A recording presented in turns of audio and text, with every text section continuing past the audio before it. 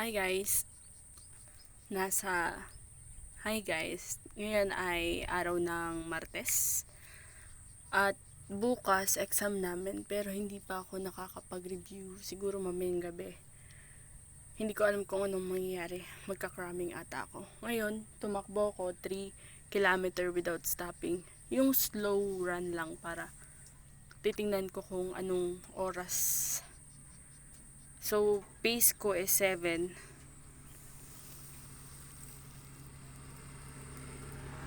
Pace ko is 7.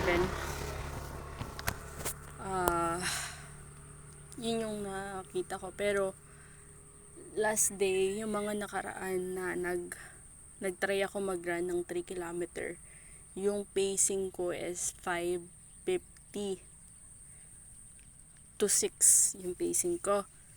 Pero ngayon, sinislow run ko siya para masana yung paa ko at na masaktan. Mas okay siya na sumasakit sa ganito. Or mali siya or tama yung pag-run ko nung mga nakaraang araw. Hindi ko maintindihan kasi nag-slow run ako ngayon.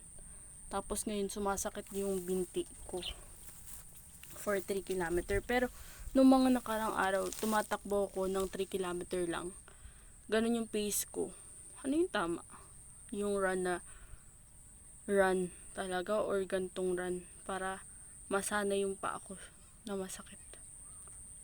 Hindi ko maintindihan kung paano ko i-explain. Or magtatawa ako kay coach.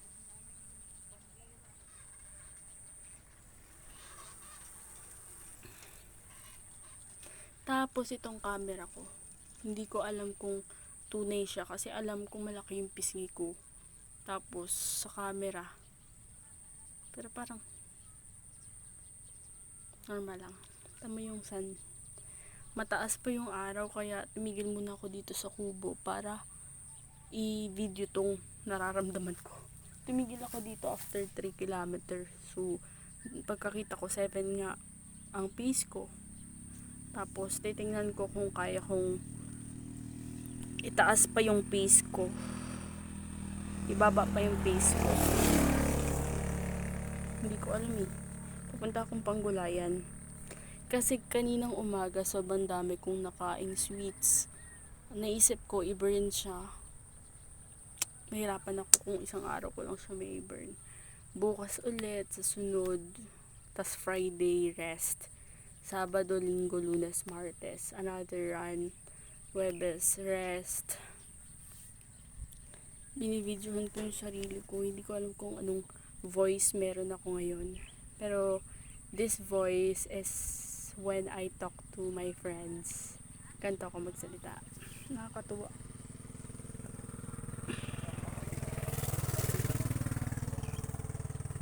I know that mag-isa na ako tumatakbo. Pero mas gusto ko yun. Pero mas maganda din na may kabady ka para if ever na inaayos nyo yung pace nyo, parehas kayo ng pace, diba? May kasabay ka to pero mahirap kasi maghanap ng babaeng kaparehas ng pace mo. So, alam mo yun. So, ngayon, I just wanna listen to this video. Sabi kasi ni Vinbog, hindi ko alam kung ano pangalan niya. I watched his videos about communication and I think very very nakakaano kasi hindi ko alam yung gagawin ko. Kasi whenever I walk sa daan papunta dun sa bahay, sa Abada, may mga sila, hindi nila ako niyaya somewhere kung saan sila pupunta. Siguro uusapan na nila ako pero hindi naman ako sasama.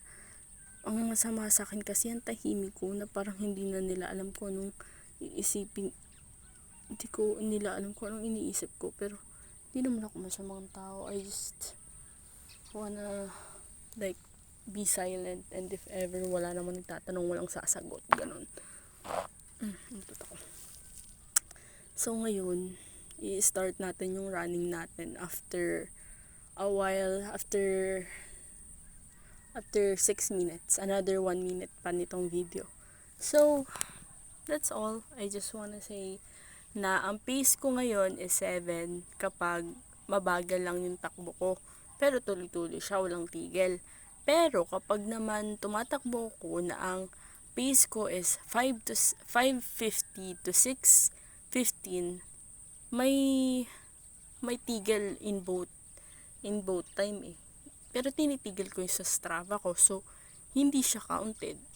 Pero ang pace ko is 5:50 to 6, ganun. Pero kung ganito namang run ko, without stopping, 7. Pero mabagal siya.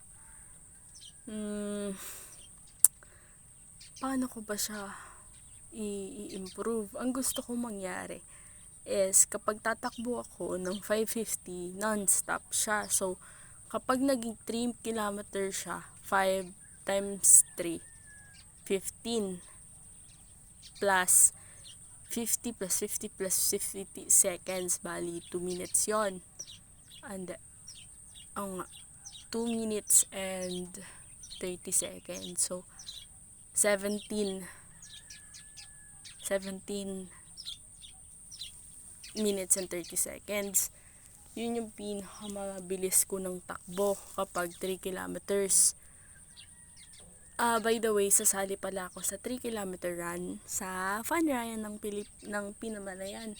Ngayon, nag-iisip ako kung paano ko siya mas mabilis pa. Female category kasi syempre alam ko maraming mga lalaki na talagang nakaka 10 minutes 3 kilometer. Yun yung mga athletes talaga. Pero ang sa akin, iniisip ko kung paano siya papabilisin in female category na pwede ako mag third or second or hindi ko alam, hindi ko kaya yung first. Feeling ko meron mas malakas pa talaga sa amin, sa akin syempre. Hindi naman ako athlete or hindi naman talaga ako runner, pero tumatakbo ko since 15 years old. I'm so proud of that. And of course, gusto ko lang i-video to para may proof na tumatakbo talaga ako. Eto ako, nakaupo, nag-iisip kung paano papabilisin ang pace natin.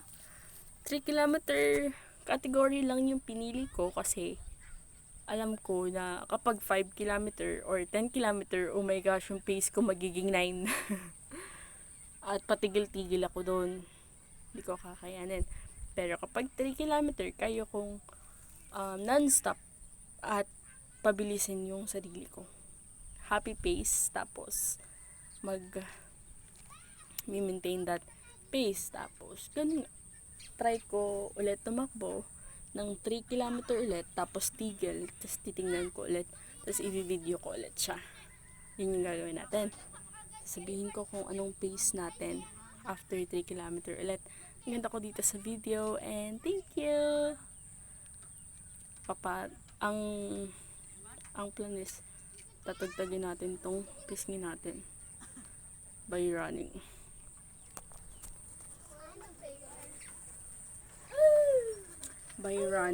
Kasi nakain ng kaklase ko na tumatakbo lang daw siya every afternoon at wala na yung pisngi niya na dati sobrang gambol no, nagkagaya nung sa akin yun. Sabi ko, oh my gosh, nakaya mo yun? I think sabi niya nung mga nakaraang bakasyon lang daw. So that means bakasyon is 2 months. 1 month na jogging, parang non-stop. Pero may rest din naman daw. Of course, kaya ko din siguro kung ang pagkain ko is maintaining with the nutrition foods. So ngayon, sinasabi ko pa lang, pinapakinggan ko na yung boses ko kung paano ako magsalita, kung paano tayo magplano, kung paano natin kunin yung pang third place na yon. Ang pinaka-average na takbo ko is 17 minutes. Hindi. 18 minutes. 19 minutes. 18 minutes, I think. Sabihin na natin 18. 6 times 6, hindi. 19 minutes. Okay. 19 minutes yung average run ko ng 3 kilometer. Paano natin yun mapapag 5 minutes?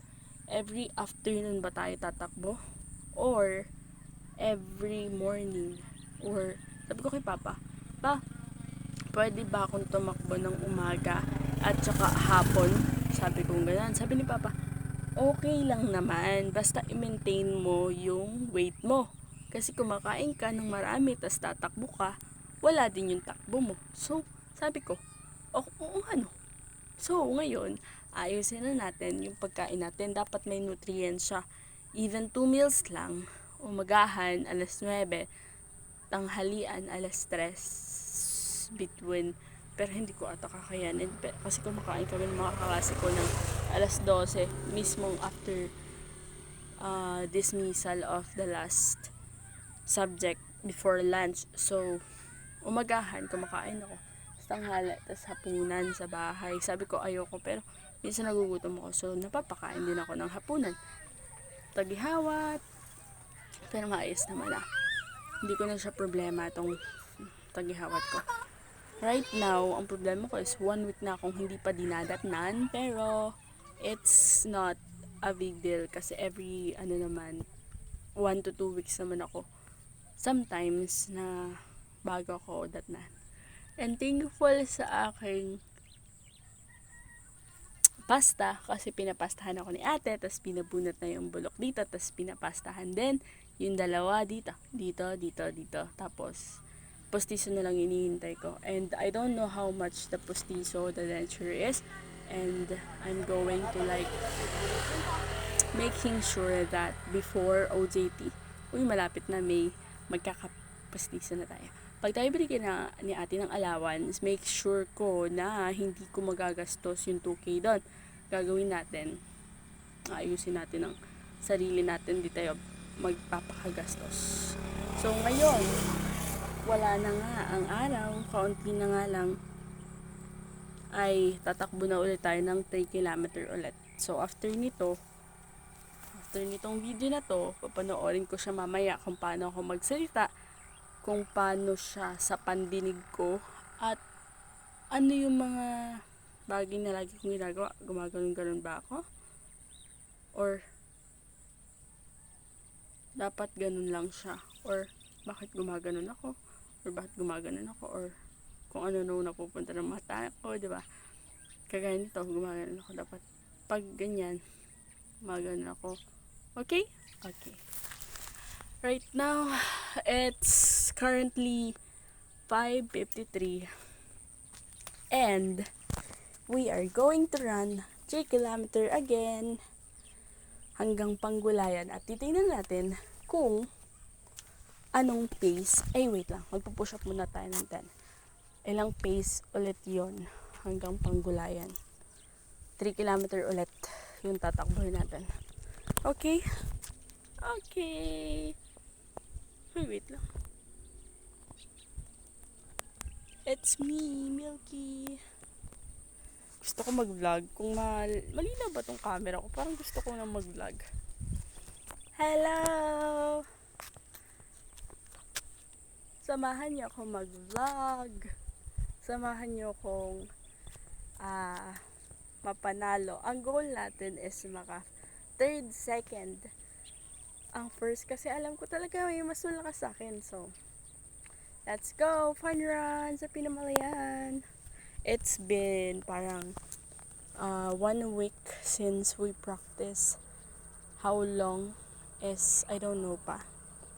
Siguro, masasabi ko na day 1 na kapag nakayanan kong tumakbo ng 3 kilometer without stopping.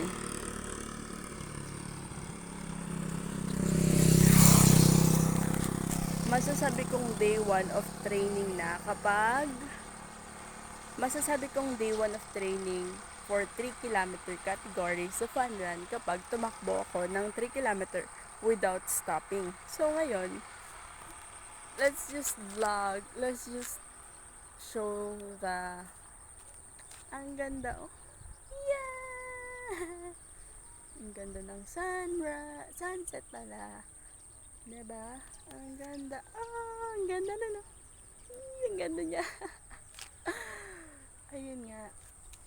Before ko sabihin na it's a training day 1, kapag nakatakbo na tayo without stopping ng happy pace ko. Nakaka-happy pace ako, tapos 5:51 pero may ano dun, may stopping, may pagtigil.